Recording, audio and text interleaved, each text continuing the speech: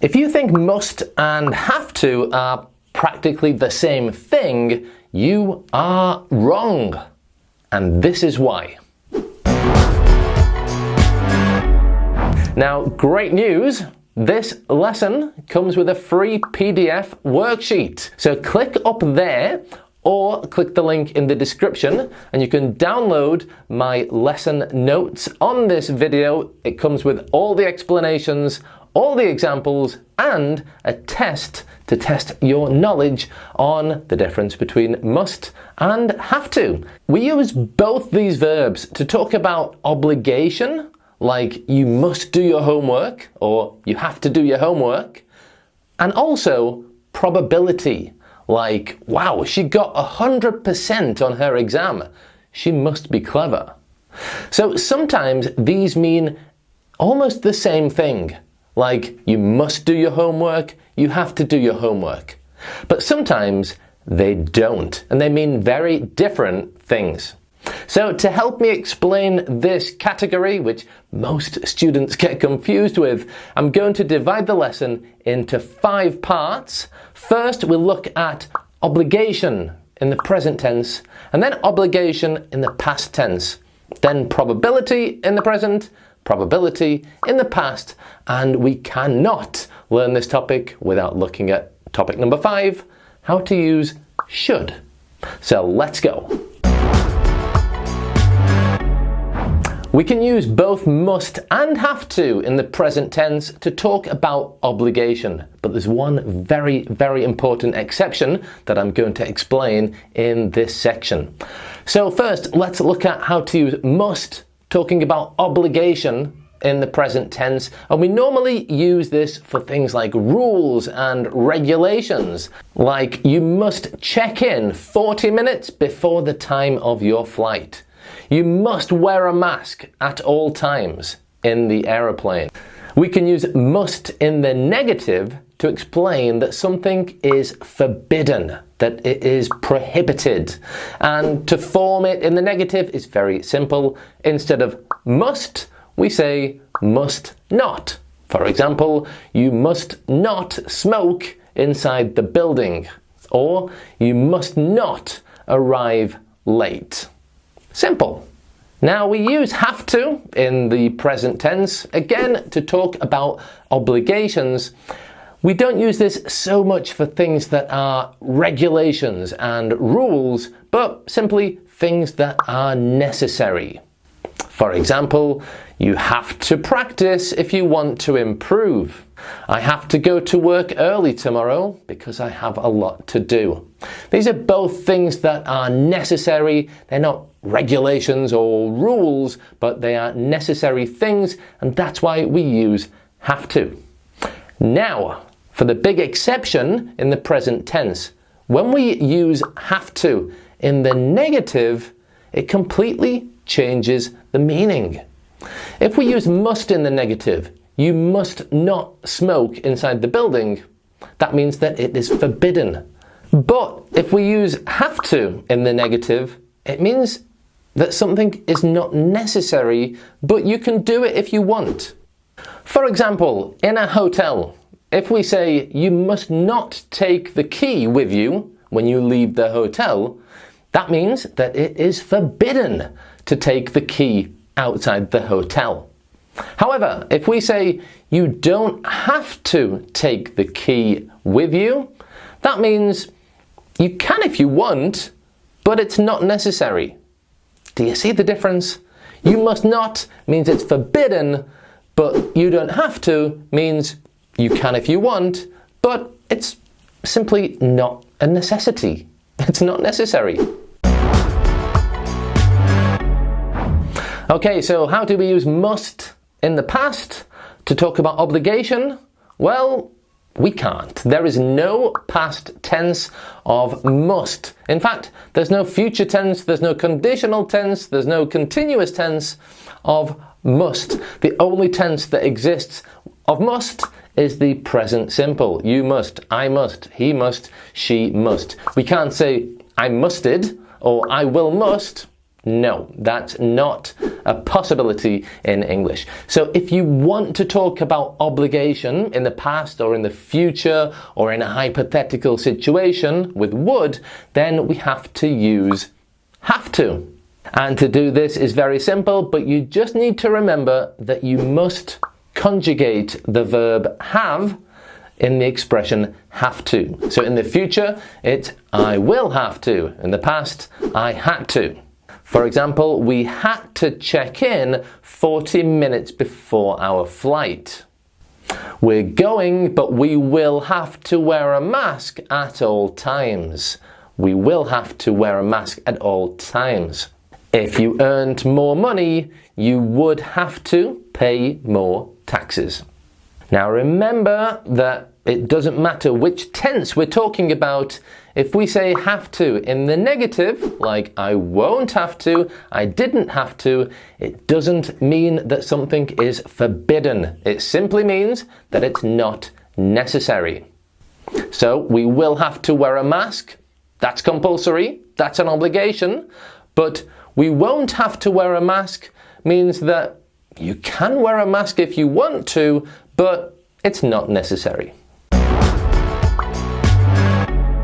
Before we look at how to use must and have to related to probability, I just want to help you with one very common mistake that students make when they're using the word must, and that is that they often put the preposition to after the word must.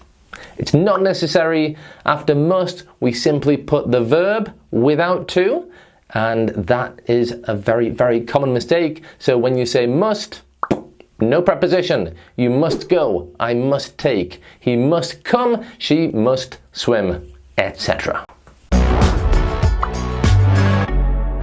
Now, using must and have to talk about probability falls in the category of modal verbs. Now, if you want to learn more modal verbs and look into more depth into how we can use these in the past tense and present tense, then watch that video after this one. That is a great next step in order to learn these verbs and similar verbs correctly. So, first, let's look at how to use must in the present to talk about probability. And we use this to say that something is very, very, very, very probable. Not 100% sure, but very, very likely. Okay, every time I call him, he answers, but today he didn't answer. Okay, the only explanation is that he's working. He must be working. I called the company, but a little old lady called Dora answered the phone. I must have the wrong number. Okay, I'm not 100% sure. Maybe Dora works for the company, but it was very unprofessional. It was a sweet little old lady, and I'm sure she doesn't work for that big corporation. I must have the wrong number. Or in the negative, I mustn't have the right number. Now, we can also use have to talk about probability, and for me this has an even higher level of probability than must. It's like there is literally no other explanation possible. Now, this expression is much less common than must, but we do use it from time to time, and it does convey that idea of I literally cannot think of another explanation than this. For example, I've looked online on their website, I've checked the business card, and I've asked the boss. It has to be the right telephone number. Okay? There's no explanation why this is not the correct telephone number, even though I'm getting Dora. But I've looked on the website, looked at the business card, asked the boss, and they all say it's the same number. It has to be the right number. There's no other explanation. Or, hey, look at him. He looks just like Andrew. It must be his brother. In fact, he has a freckle in exactly the same place, and he even walks the same way as Andrew. It has to be his brother. It has to be. Okay? There's no other explanation that somebody could look that similar to Andrew and not be his brother. Well, I guess it could be Andrew. But for the purpose of the example, it's not Andrew, it has to be his brother. Right, let's have a look at how to use probability in the past. We'll use the same examples to make it easier to compare the present and the past. So using must to talk about probability in the past, we simply use must have and then the past participle, like must have spoken, must have eaten, must have gone. So yesterday I called him, but he didn't answer the phone. He must have been at work. When we say that quickly, it sounds like this. Must have been, must have been. He must have been at work. Or I called the company, but Dora answered the phone. I mustn't have had the right number. I must not have had the right number.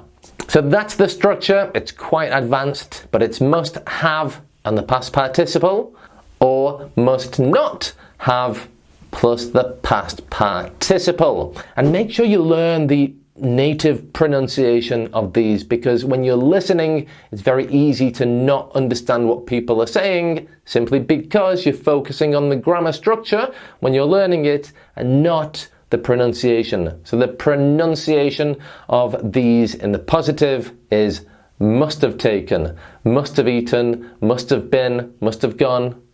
And in the negative, mustn't, mustn't have taken, mustn't have eaten, mustn't have gone. Using have to in the past to talk about probability works too. It's a little bit more complicated. You'll see what I mean, but let's use the example from before. I saw a man yesterday. He looked just like Andrew. It must have been his brother. It must have been his brother. Now let's use have to. Okay, he had a freckle on his face. He even walked like Andrew. It had to have been his brother. It had to have been his brother. Okay, it's a bit complicated, but let's compare it with must in the past. Must have been. It must have been his brother. Instead of must, take must and use had to. Had to. It must have been his brother. It had to have been his brother. We're just substituting must with had to, and it works in exactly the same way. Okay, we haven't talked about should yet, so let's go. Okay, we have a couple of really common mistakes with should, so pay attention. First, the pronunciation of should. Never pronounce the L in should, or could, or would. It's just should. Now, we use should in the present to express which option we think is the correct option, the best option, the recommended option. So, you failed your exam again? You should study harder next time. That's my advice to you. That's what I recommend you do. That's what I think is the best option. You should study harder next time. He should do more exercise. She said, what? She should say sorry. Okay, these are all my opinions on what is the best recommended action. Now, one common mistake I see students using is that they sometimes use must in the past when really they should be using should in the past. Let's see what I mean. A common example that I use with my students is this. His parents didn't go to his birthday party. React. Okay? And a lot of times I hear, his parents must have gone to his birthday party. They didn't. I've just said that they didn't. And when you say they must have gone, what you're doing is speculating. You're saying, well, the most probable thing that happened is that they went to his birthday party. No, I've told you they didn't go. What you want to say in this example is what you recommend was the best action. And here you are recommending that the best action is that the parents go to the son's birthday party.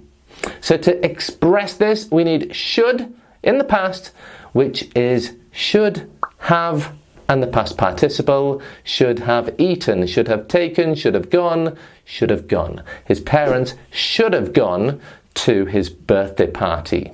If you want to use must to speculate what happened, then you could say something like, his parents must have been busy. They must have had something better to do. But if you want to give your advice of what would have been the best option, then you need to say, his parents should have gone to his birthday party. Okay, the next step is to watch that video and to download the free PDF worksheet and do the test that comes with this lesson. If you've enjoyed this video, thumbs up, blah de blah de blah, you know what to do, and I'll see you in that video next. Bye for now.